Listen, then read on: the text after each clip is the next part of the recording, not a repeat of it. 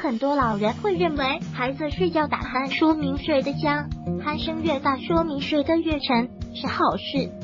首先，哲哲在医生的睡眠监测中显示打鼾严重，被认为是睡眠状况非常差。随后进行了一系列测试，测试结果显示哲哲的智商只相当于2岁儿童，而实际上他已经3岁6个多月了。最后，哲哲在医生的建议下进行了手术，术后他的睡眠打鼾基本得到了治愈。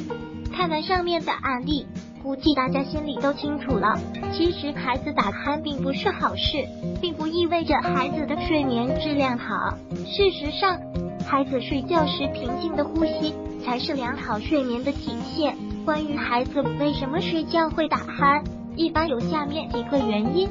扁桃体、腺样体肥大。有的孩子扁桃体、腺样体过于肥大，以致堵奶边腔，阻挡孩子呼吸通道，造成孩子睡觉时呼吸不畅，只能张口呼吸，发出呼噜声、鼻窦炎、支气管炎等。当孩子上呼吸道了有炎症时，会导致呼吸不畅，也会用嘴呼吸，发出呼噜声。肥胖，如果孩子过于肥胖，呼吸道周围会被脂肪填塞，导致呼吸不畅，会出现鼾声。睡姿不当，有时是孩子的睡姿不当，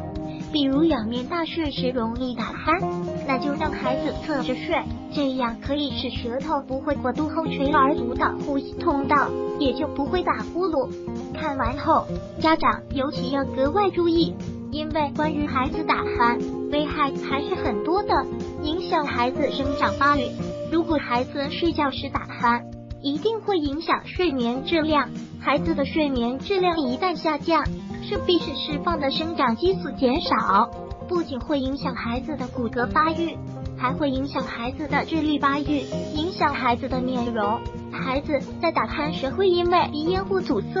从而张口呼吸，这样会导致孩子的上下牙齿咬合不正常，时间长会让孩子的面部畸形发育，可能会出现小颌畸形、